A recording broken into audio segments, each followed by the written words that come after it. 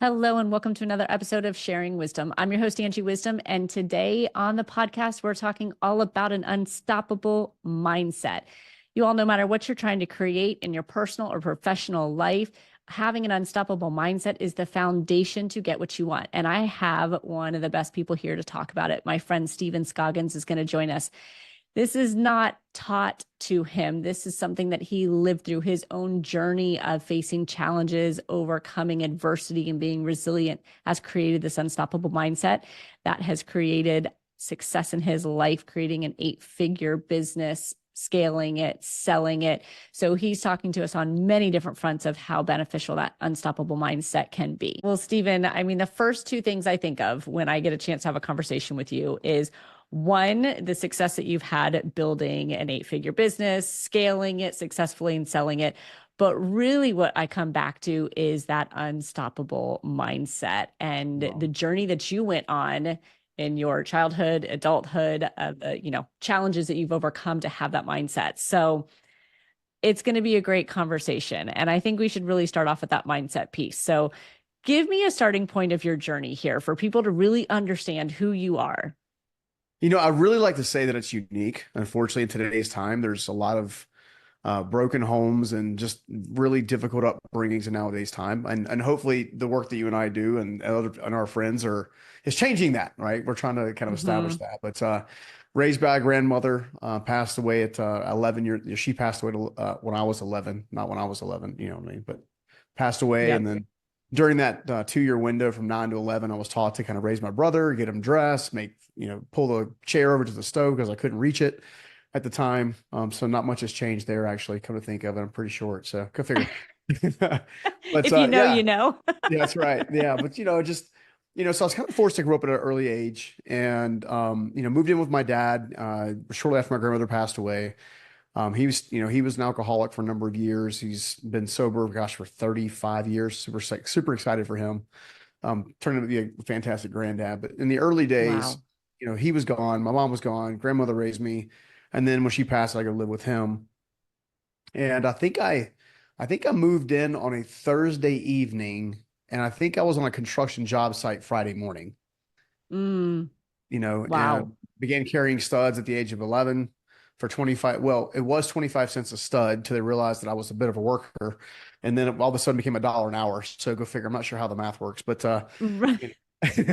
so, but that's when I met a guy that would become my first mentor. His name was Steve Myrick. He was my dad's employer.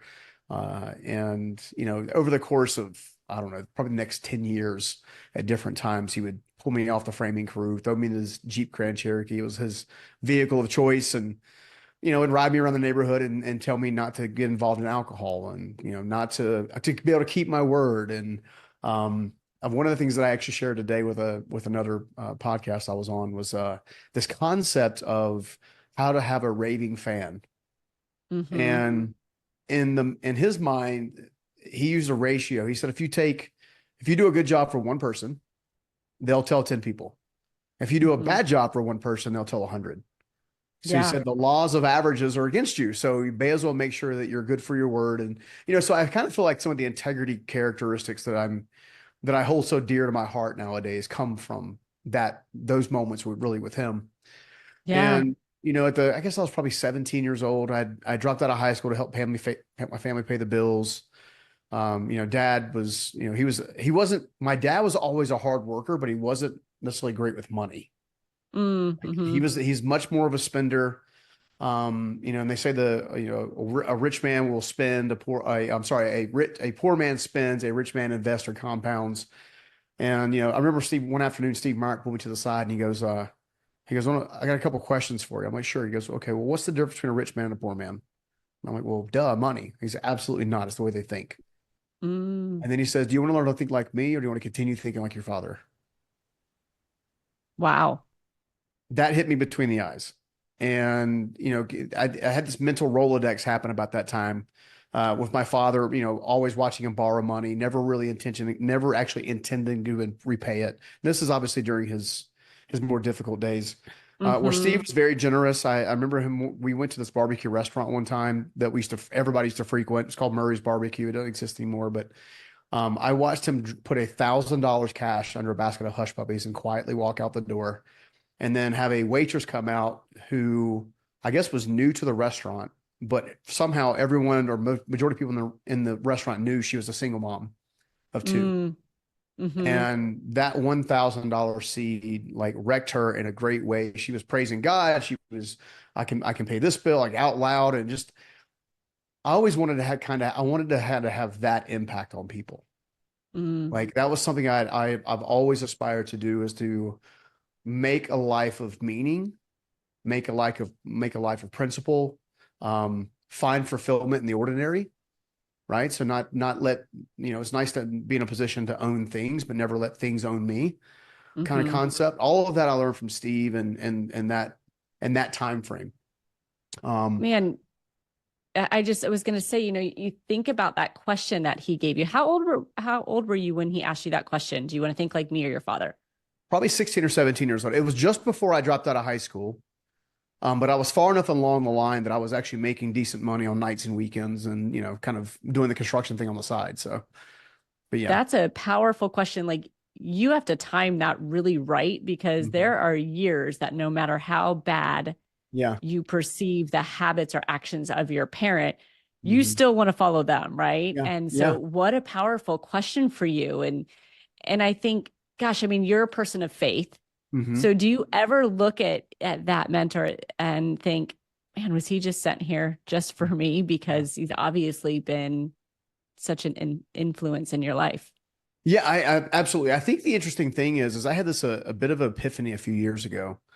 I've had the fortunate pleasure of raising a couple of families that are not biologically kids of mine. I'm now doing it again, which I'm excited about and having a blast with.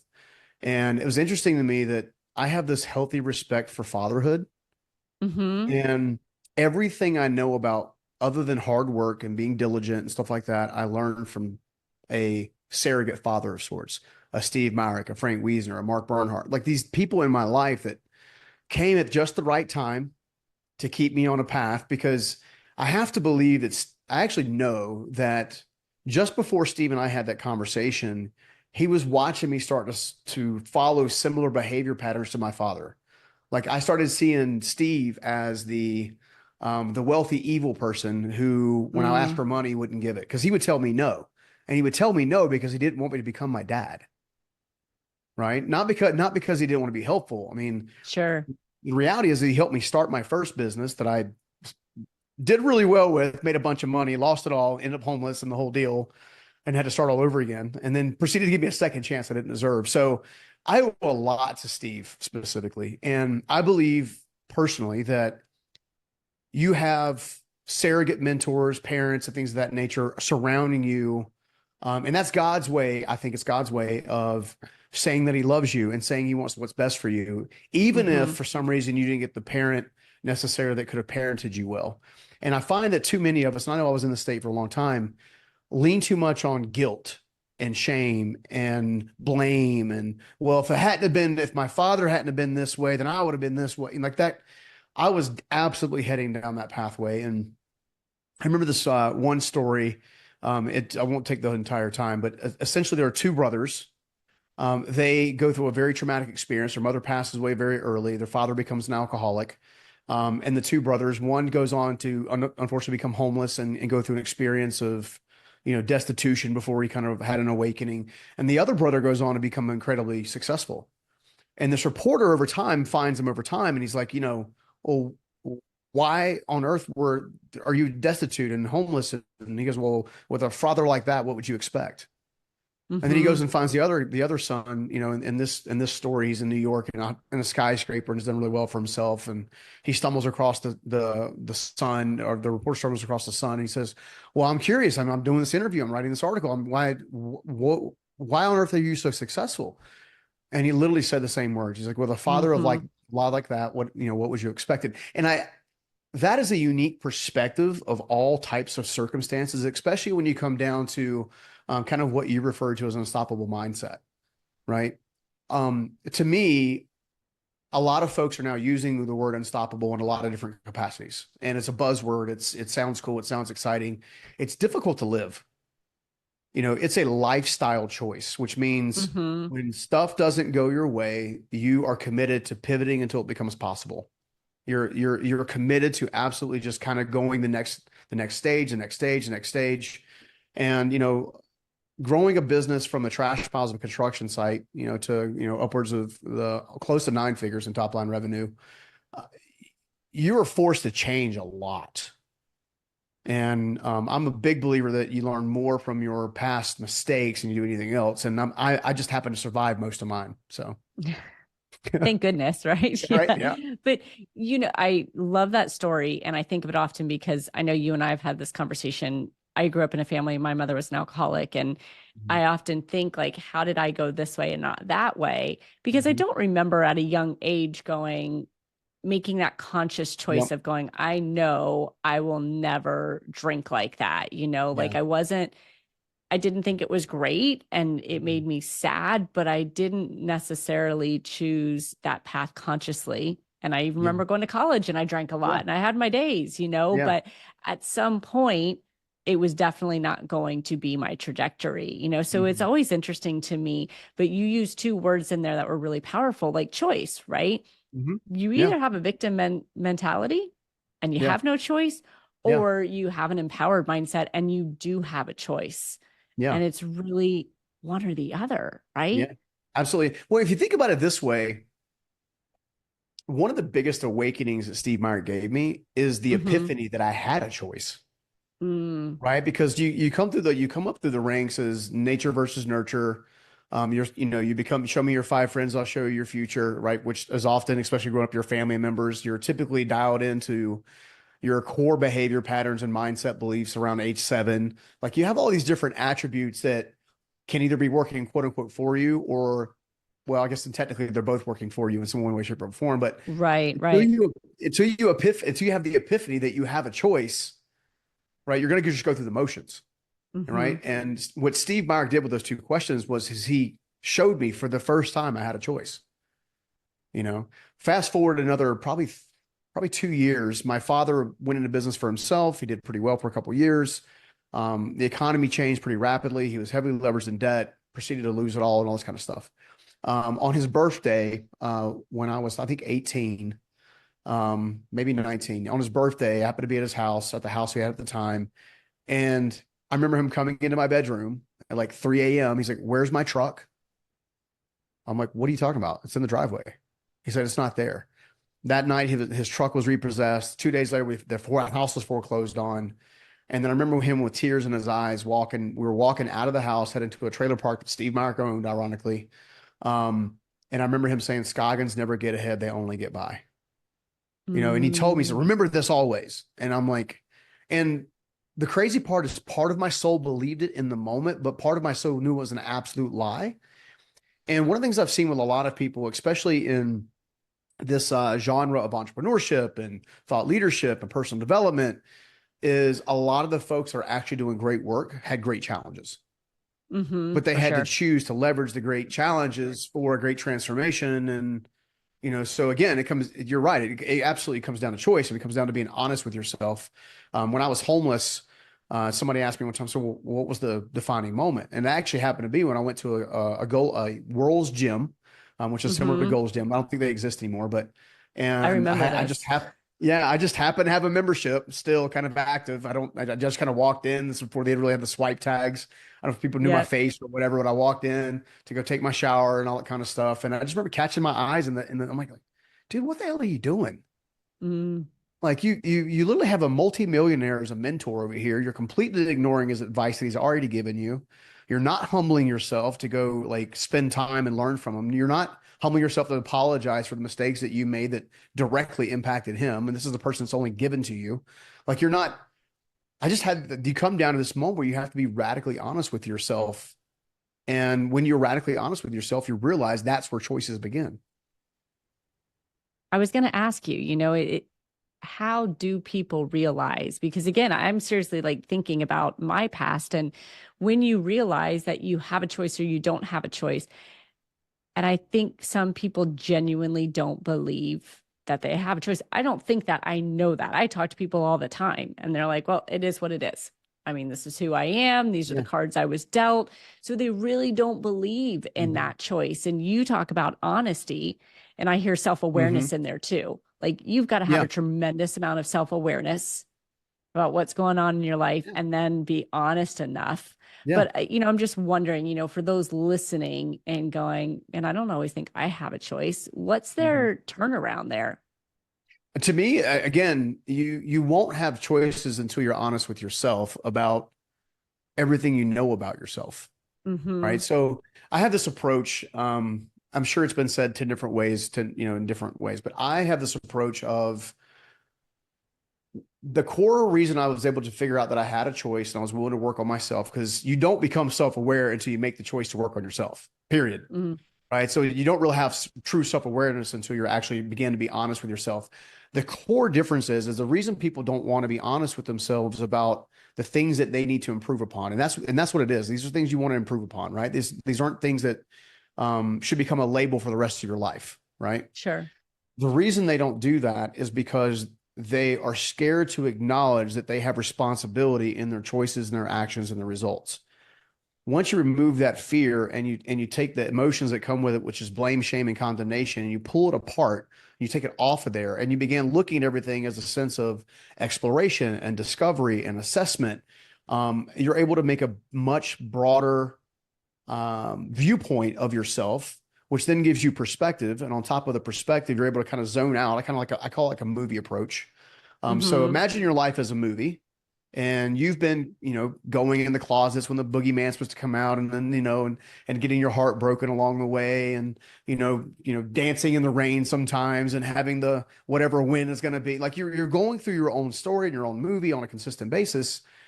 But we spend too much time as the actor or actress in the story rather than stepping back and looking at it from a director's perspective. Like, okay, what part would I like to edit out? What part would Mm-hmm. I like to add in? What part would I like to show a transformation, a from to, right? And I decided, once I understood that concept, to be radically honest with myself, look at all my decisions, every decision, some that were great, some that were completely boneheaded, a lot more boneheaded than great, just in full transparency, and and then call my stuff as it is. Like you, you I have zero problem, and this is something that I see with a lot of very successful people, especially in the thought leadership world. You're one of them as well. That your transparency is actually what it makes people gravitate towards you. The Mm-hmm. you're being able to be real with yourself has allowed you to be real with other people, right? Sure. And therefore, you develop your tribe along the way, and you have to get people have to get to a place, and I'm preaching a little bit here, but they have to get to a place where they can look at a mistake and not cast blame or shame on it. Okay, this is an Mm. event, it happened. What can I learn from it? Right, Okay, right. well, I made this dumb decision here. Okay, this was the cost. Okay, well, reverse engineer the results. You got a negative result, reverse engineer it. Where did the thought come from? Because you have the result, you have the action, you have the thought, which probably came from most of us take subconscious based actions, which lead Mm-hmm. us to actionable results that we may not be as favorable for. It's the definition of self-sabotage, right? But if Right. you can get to the place where you love yourself enough to give yourself grace, it doesn't matter if other people give you grace because you're giving yourself grace. And now you can Mm-hmm. grow. Yeah, it's as you say that, I'm thinking about, you have to have this relationship with yourself, which I'm a big Mhm. proponent of. Yeah. And I always say you got to treat self-awareness as a gift. Yeah. And that's what I Really hear you is. saying, like, get rid of the blame, get rid of the It really is. shame. Yeah. Because if you treat it as that, you're not going to let it in, right? The Yeah. blame and shame. But if you treat it as a gift and opportunity, Hmm. then you get to do Yeah. something with it. You Yeah. get to create something with it instead Yeah. of like wear it as that label of shame or Hmm. blame. But there's something that has to connect for people to do that. I literally, right before our podcast, I had a group call, Hmm. and one of the girls in there said, how do you let go of something that you did wrong? Like she's like, it's Hmm. been 5 years, Yeah. 5 years, this is Yeah. haunting me. And it was Yeah. literally like not getting a client, like Yeah. losing this client deal. How do you let Yeah. go of that? And Yeah. so it's so relevant, right? But Hmm. Yeah. is that something in the ego? Is it something in the personality that doesn't want to let go of that? I What think do you it's think? it's funny. I think all negative human behaviors and even some positive ones, believe it or not, actually all come from the emotion of fear. There's something you're Mm-hmm. fearful of there's more fear to hold on. There's more fear in letting go of it than holding on to it. Right. Even Fear that though maybe you'll do it conscious, again. yeah, even though consciously you know you should. I'll give you a personal example that's relevant right now. Okay. So, um, I have been married and divorced before. Um, I have I did the best job I knew how to do as a husband in all the circumstances. Um, I learned that that over time you figure out your behavior patterns and when thought patterns. So a reason I say that is because if you're self-aware enough or you welcome self-awareness, Mm-hmm. that's a good way. You welcome self-awareness. I want to Right. know more about me. I want to work on things that I want to work on, and I want to elevate other things that, that add value to the world. So that's a conscious choice you end up making. Well, lo and behold, I meet this amazing woman, gosh, almost a year ago, Chastity, who you know, and I share with you Mm-hmm. off air. We just got engaged. Okay, so that's Yes. awesome. I'm excited about that. I will tell you the honest truth. I've been terrified of ever getting married again because my experience was not great. Especially towards the tail end for sure. But I also have this interesting thing because when Chastity and I met, we were able to talk at a very deep level about what was really important. We spent more time talking about our values and our alignments and the things that were Mm-hmm. super important to us than anything else. And we also developed communication, high quality communication off. We actually have our own language. And what I mean Mm. by that is from time to time, there will be things from my past, my upbringing that may trigger me, right? And or there may be things that trigger her. Both of us have had difficulties in our past long before here. And for the first time ever, I could sit down and I could say, "Hey, I noticed your energy shifted. Are you okay? What's going on?" And she may say, "Well, my I've been triggered by X." And she it may be the reverse sometimes, right? So I'll give you an example. Just the week before the proposal was coming up, I began asking her like 24/7, "Are you sure? Are you sure? Are you sure?" Like in different ways, right? Yeah. I was freaking the heck out, right? Because she didn't know the proposal was coming. I knew it was coming. So, Right. Right. but that was me trying to protect me, right? Yes. Yeah, Here's this absolutely. amazing woman. I have zero evidence that she's not in it for the right reasons or she doesn't want it to be real or like everything's been going great, right? So, and this is not we're not rushing into marriage, we're not rushing into engagement. Like there's time, there's distance, but there's communication. Like Mm-hmm. I felt safe enough to actually ask the questions repeatedly, and she felt safe enough to give me answers that I probably needed to hear that maybe I didn't want to hear. Mm-hmm. Right. But that's leaning into self awareness. And you cannot become unstoppable in things in life if you're not willing to be honest with yourself on a consistent basis, period. So honest and self-aware, we've got that one there. And I can't help Mhm. but think as you were sharing that, this welcoming self-awareness, Mhm. do you think that there has to be some level of confidence that you're actually going to do something about the self-awareness in order to even welcome it? I think again, it goes back to the very first thing we talked, which is choice, right? You have to choose it, Yeah. and you choose it every day. Okay. I'll give you an example, even with chastity. One of the things that we like to say every so often, we don't say it every day, but is I choose you, Mm-hmm. right? Your self awareness and your desire to become greater than you were yesterday is a daily choice, right? Mm-hmm. So, what are you doing daily to love yourself? So, here's an example of something I do each and every day. I have a bit of a mantra. I pray and I meditate and I go to the gym every day, like clockwork. My mantra is I'm healthy, I'm wealthy, I'm wise, I'm a steward of the Most High, and I added in I love you, Stephen. Mm, And I say that's that pretty 3 times special. every day because the only person I've ever had a really hard time loving is Stephen, Mm, right? And that's human yeah. behavior because Mm-hmm. I actually think we come to the world with a sense of created value. Like there's a divine connection of sorts, regardless of your belief system. And then over time, going through life I'll say makes you feel, it influences your decision to choose to feel like you're less than. Mm, And every time you make a mistake, oh, I guess I'm not worthy. I guess I'm not worthy. I guess I'm not worthy. I was talking to one of our mutual friends, Rory Vaden, probably a year or two ago, mm-hmm. and he had me on his podcast, and we were talking about speaking, right? Because speaking's is something that we both love to do, and I Right. guess all of us love to do, and we love seeing the aha moments awaken in people's eyes and all that kind of stuff, and that's just why we love it. And he says, well, what took you so long to get to the stages? Like to like start pursuing it, right? You have Mm-hmm. this story that helps people and all this kind of stuff. And I'm like, man, I don't know. And out came these words. I said, Rory, man, and he's got it on, it's in one of the episodes on his podcast. I said, man, I guess I was just trying to figure out if I was worthy of a voice, Mm, and I think subconsciously we're all asking that question. sure. Am I worthy of a voice? Am I worthy to, build 8 and 9 figure businesses? Am I worthy of leading teams of hundreds of people? Am I worthy of doing live events? Am I worthy of being a great husband and a great father? Am I worthy? And what I realized about worthiness is your choice on whether or not you want to feel worthy. So I put the Absolutely. mantra into place to overwrite the program that was there. So, because I believe you're either being programmed or you're programming yourself. So that was Mm-hmm. my approach to rewiring this knuckleheaded noodle on top of my shoulders. Well, and we're going against the grain here. There's Yeah. how many thoughts do we think a day? And I think it's 80 Mhm. to 85% of them are negative and Yeah. looping. Yeah. So the odds are really in our favor that we are going to have a negative mindset, that we're Hmm. going to have limiting beliefs. So you really, what you do on a daily basis is proactive approach. I say it's like you're Yes. feeding your mind. That's You're exactly going, what it hey, is. this is what we're going to operate on, not on Yeah. all the other garbage out there and Yeah. what, may sink in subconsciously from past Yeah. experiences or other people's opinions. But truly, this is what I want you to believe and what I want you to operate on. Yeah. And that's Yeah. why I love mantras and affirmations. Like people Hmm. roll their eyes at them and think They that can if they they're want, they woo work. wooey. I'm like, Yeah. I think it's oftentimes the people who are like, well, I'm just going to walk around saying I'm a billionaire and it's supposed to happen. No, it's not like Yeah. that, but You got to put some effort behind rewiring the mindset. it. The Exactly. crazy, Where's the effort?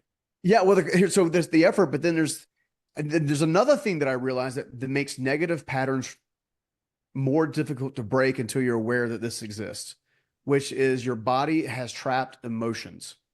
So what Mm, happens is you have a negative thought, your brain doesn't know the difference between real and thought. It automatically puts you into a state that you felt that thing before, that then yep. shakes your nervous system, and then increases the amount of fear, that then feeds your brain a bunch of thoughts because it's trying to protect you, it's trying to keep you getting you eating from dinosaurs or whatever, getting sword rush through your gut. Like it's trying to protect you, right? Sure. So that situation I told you about the week going into Chastity's engagement proposal, um, I was in the moment consciously aware how my body was like feeling off, right? Right. And I did everything I could possibly think of to get rid of that energy. I mean, I worked out twice a day. I tried to talk to Chastity a lot more. I did a lot of praying and meditating. I was in the Hertz music. Like I was doing, I used every single tool under the sun to try to get that thing to go away. You know what Mm-hmm. worked? You know what What? worked? Is accepting it. Ah, interesting. Accepting it that I feel this way and Right. reminding myself that I have zero evidence that supports the thing that I'm believing. Right. Right. I love that because sometimes even when you change your thought, and you and I are both on the same page, right? The thought creates a Mhm. feeling, creates an action or inaction. Mhm. Even when you change your thought, sometimes Mhm. the feeling doesn't necessarily change because it's Correct. just a physical reaction to Yep. something. And I use that sometimes with sorrow, Mhm. like, well, this is a good thing. And I'm happy I'm moving from this house. I'm happy I'm changing jobs, Yeah. but I'm still sad. Like I still Mhm. have that feeling. And Yeah. sometimes you have to just acknowledge it that Mhm. it's okay to have that feeling, but your mind is in the right place. You believe a certain way, Mhm. and you're just going to have to power through it, right? And get Yeah. uncomfortable. That's the Yeah. uncomfortable piece. I mean, it really is. And the reality is thoughts always precede feelings. So I'll give you an example. Mm-hmm. If you feel this way and a thought comes in, you might could do what someone would call a reframe or an affirmation. Right. Like you catch a little thought like you catch a Pokemon, right? You catch a thought, throw it in a little bubble, and you say, okay, I realize that thought is there. I'm going to reprogram it. It probably takes 7 iterations of doing that same thing before the nervous system catches up and realizes, hey, the feeling that I've been feeling is no longer useful. This other feeling is Mm-hmm. useful, right? So Mm-hmm. this goes back to the unstoppable kind of lifestyle mindset concept.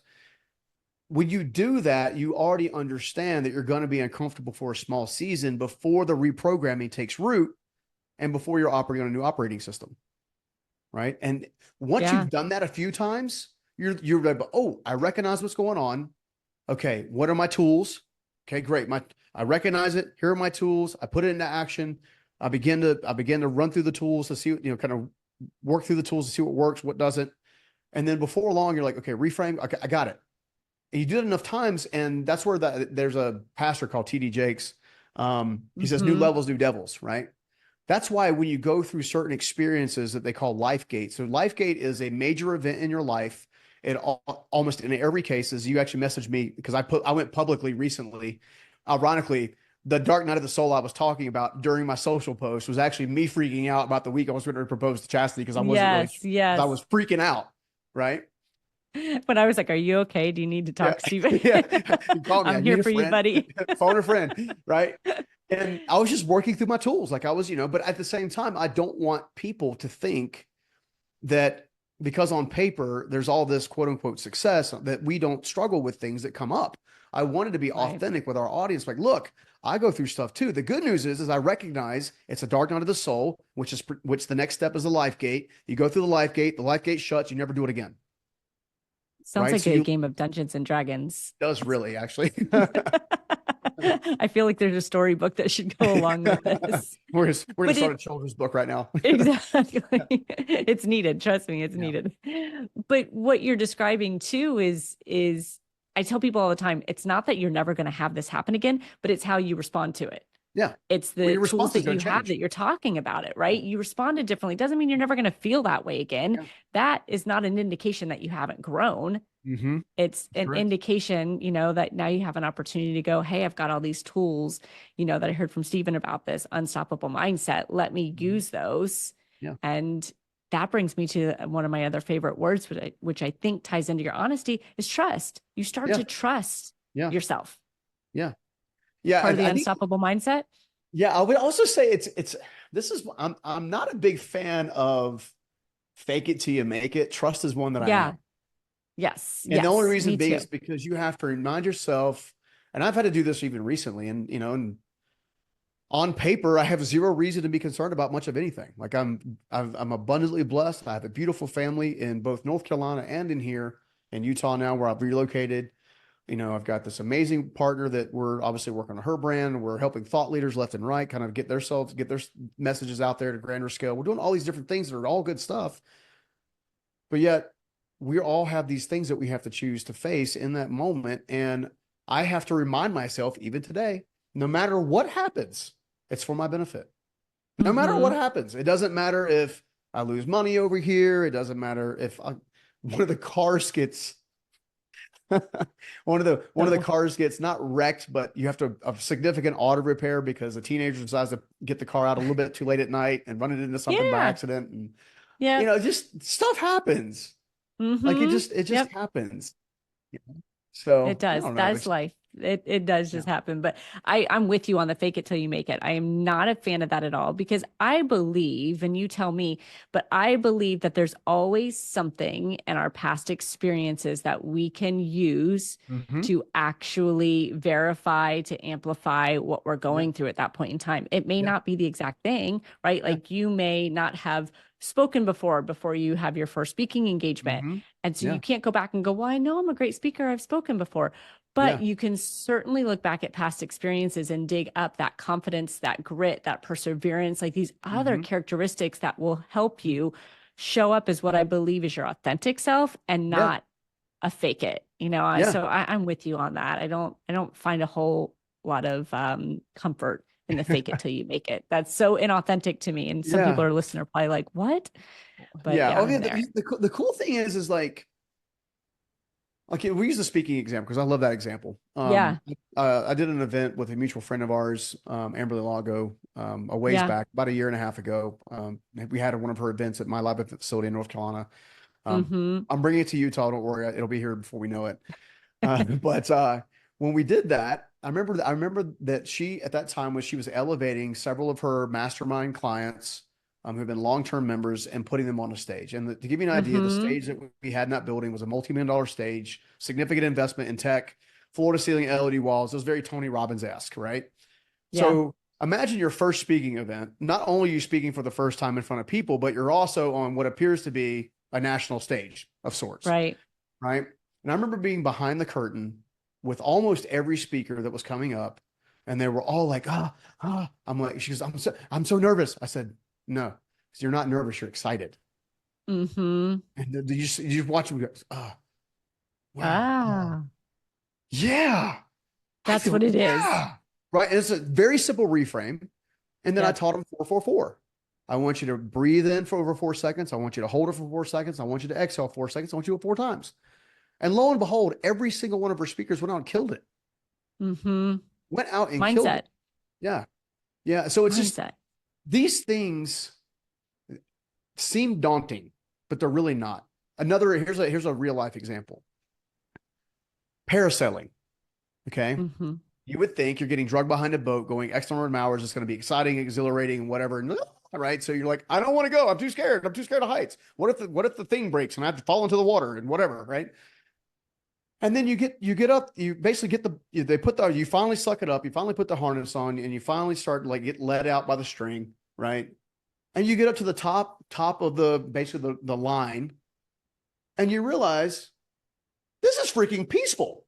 It's not even exciting. Like this is like I'm literally doing this in Coeur d'Alene with this trip that Chastity and I just got back on. And I'm like, this is super chill.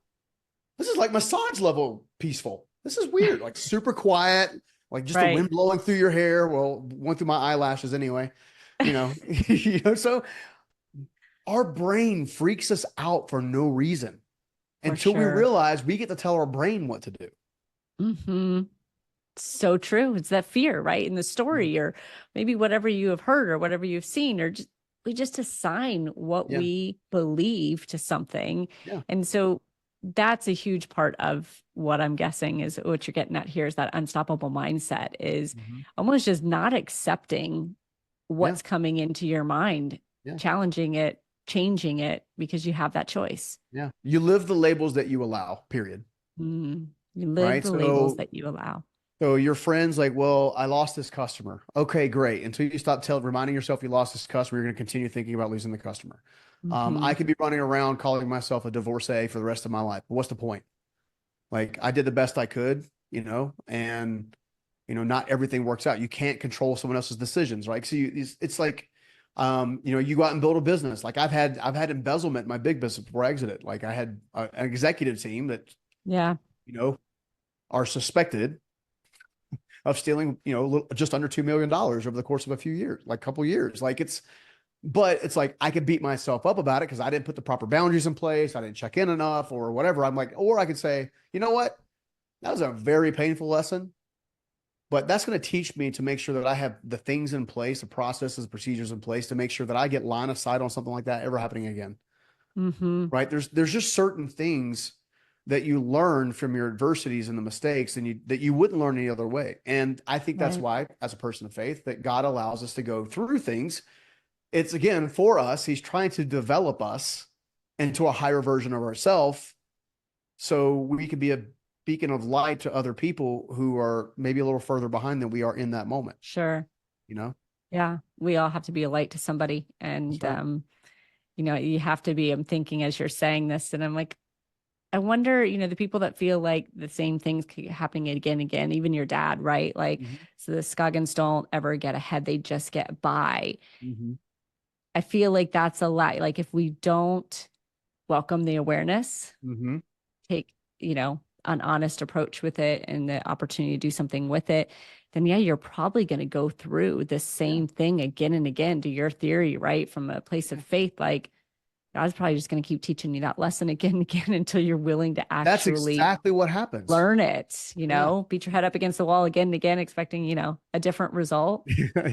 Yeah, it doesn't work out. Hmm. Your belief pattern is one part choice and one part experience/environment. Okay. Right? So your beliefs about yourself are often shaped early from your environment and Hmm. your experiences. So the sky's not here. This is an example of that. But then I still had to choose: is that a truth for me or a lie for me? Right. And you'd be surprised at how many people I come in contact, especially very successful people that I come in contact with that in some way, shape, or form, their limiting belief became their accelerating outcome. And then they go Mm-hmm. back and then untangle the limiting belief to then accelerate further. So nothing is Yes. ever wasted. Everything is always used for you. There's always a path forward. You get to choose it when you let the rope go. So like I was on stage one time, this is probably 2 years ago, and we do this thing. It's not it's energy state related, but not really. So Mm-hmm. part of my story a long time ago is I almost took my life at the bridge of 440 in Capitol Boulevard, which is a very specific place in North Carolina. After failing to become a Navy SEAL, there's a whole long Mm. story there, but the grand scheme of things is my identity was tied to making it as a SEAL. Okay, so that's my everything else that I ever tried up to that point had failed. It had not worked. I'm basically in this process of I'm in the best shape I've ever been. I'm ripped, I'm shredded, I'm bulky, like I can run miles and all this extra training. And then I'm told I can't go because of scoliosis, essentially. Okay. And my hopes, my dreams, my ability to get out of my environment, work all that stuff was tied to that. Okay. So that doesn't happen. Tears running through my eyes. I remember getting on the bridge, had a broken Nokia 5160 phone. I was calling different people because I had this innate part of my experience where I had like this. I kind of share it from stage from time to time where I have this voice on one side that's yelling at me, one's whispering at me, one's the whisper's talking greatness and goodness and grace, and the loud voice is yelling and screaming. And I think that's someone call it the voice of the enemy. Someone I would just call it somewhere between the voice of the enemy and the voice of your limiting belief, right? Because Mm-hmm. your limiting beliefs, for some reason, always feel like they have to scream to be heard, which I think is very interesting. Lo and behold, I get to the fifth call and dialing my last number. The other numbers are either busy signals, answer machine, so on and so forth. And it's my high school girlfriend's mother, or her name was Susan Batts, aka Mama Wama. That was her nickname. She called me Sugar Wooga one day. She says, "You're so sweet as sugar. I call you Sugar Wooga." And I was like, "Well, fine. You're now Mama Wama." So that's how that stuck. Anyway, I'm on the bridge. She picks up the phone. Oh, cigarette raspy voice. Hey, Steven. She like persisted to figure out where I was at, really fought really hard. I refused to tell her because I was planning on taking my life. And it's funny how I can say that, like, just like blurt it out now. So Because I used to casually have now. Yeah. yeah, I used to have like which just tells you I've shared the story a few times. But as we're sitting there talking, she's like, repeat after me. I'm like, what? And she's like, this too shall pass, and what comes next to be greater. And I'm like, I'm not. She say it like just like a mama bear would, right? And so Mm-hmm. so I say it kind of loud, kind of quasi loud, and she's say it again like you mean it, and like she was turned into a drill sergeant. And she had me screaming this at the top of my lungs on top of this bridge. The reason I say that is from stage years later, I will pull somebody up in a negative state that's literally operating in victim mentality. And we use very specific questions to identify them, to encourage them to come up. They come up, and I literally within 4 seconds have them repeat, "I am a champion," at different escalating volumes until the last point they're screaming at the top of their lungs. And then I'll say, "Now, how do you feel?" And they'll always be like, "I'm alive." Oh my, like, I'm like, Mm-hmm. see how quickly you can change your own state, your own belief Yes. pattern, just because you tried something new that is actually for you, not against you. And when you begin to elevate that, you use that as a tool. All of that to say that your beliefs are shapeable if you choose to shape them. Mm-hmm. Period.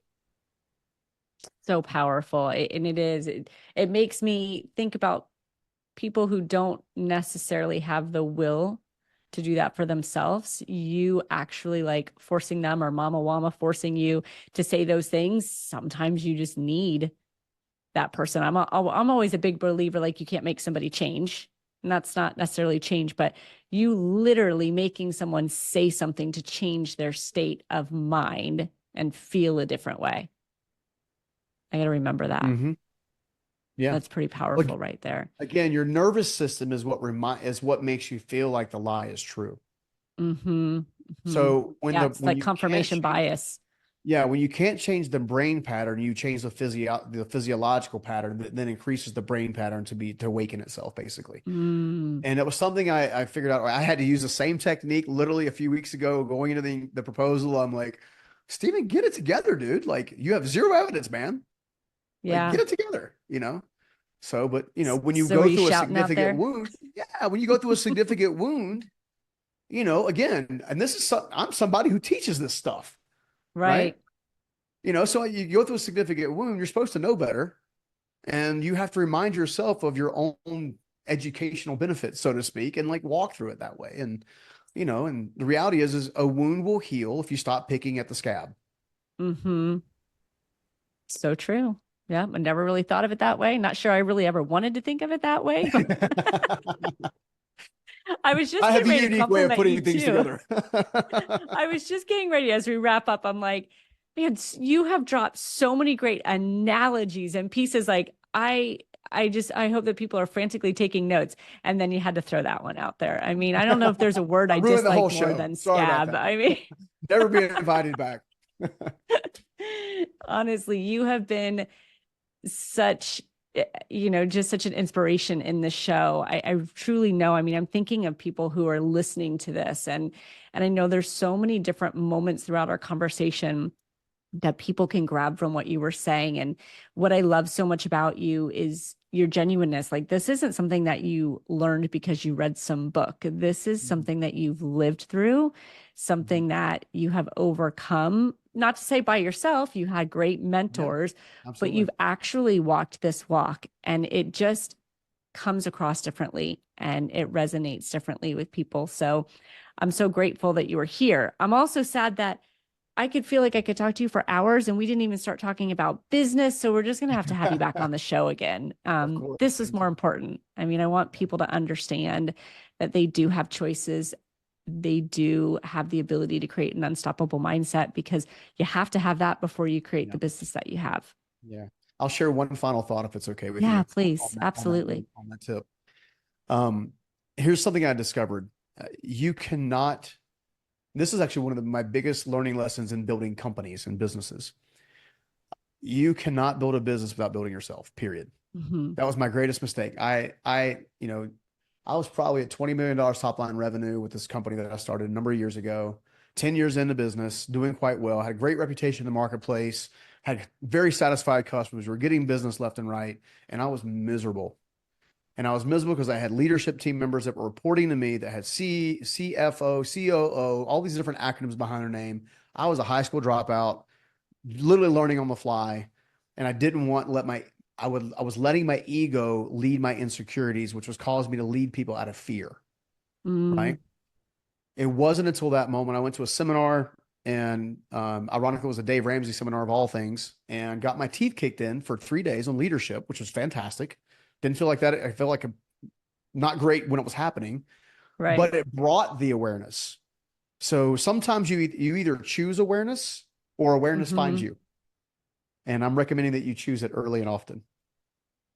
Sounds like it's a little less painful than having your teeth kicked in, Yes, it is. and it is a choice. Well, then let me ask you one more thing, because I'm a Sure. big believer in self-awareness. What do you recommend? One thing people can do to start choosing self-awareness? I'm a big believer in putting guardrails up. So, Mhm. deciding today that I'm going to wake up at this time and I'm going to do this next thing. So for me, I wake up between 5:30 and 6, depending on what's going on with the kids. Um, I will then pray and meditate. I then go straight to the gym. While I'm at the gym, I'm listening to personal development materials. I choose to focus on a segment of life each and every day. So Hmm. that way I'm not overbuilding one segment of life, because it's really easy to focus on financial stuff or business stuff or Sure. whatever.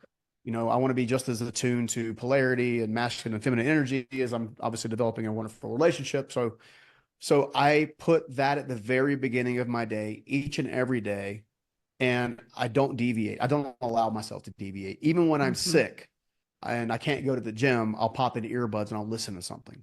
This is a standard that I've set with myself. It's something I've been doing now for probably close to a decade in some way, shape, or form. And I find that it keeps my eye on the prize and not on my past. Hmm. Very powerful. Sounds like your non-negotiables. Yes, it is. Mm-hmm, mm-hmm. Yeah, so I love that. Putting the guardrails up and giving yourself that kind of structure and accountability will allow you to see one, what it does for Mhm. you if you're not taking care of it, all of that. So Right. take that and start with it. I love it. Well, Stephen, thank you again, my friend, so much. It was good. It was so good to reconnect with you and extract all of your value to share with everybody. And for those of you that are listening and want more of Stephen, because there's a lot more he has to offer. StephensCoggins.com. We'll put it in the show notes. Tune into all of his content. And if you're listening and thinking somebody needs to hear this, forward the episode over. Stephen, thanks. My pleasure. Thank you.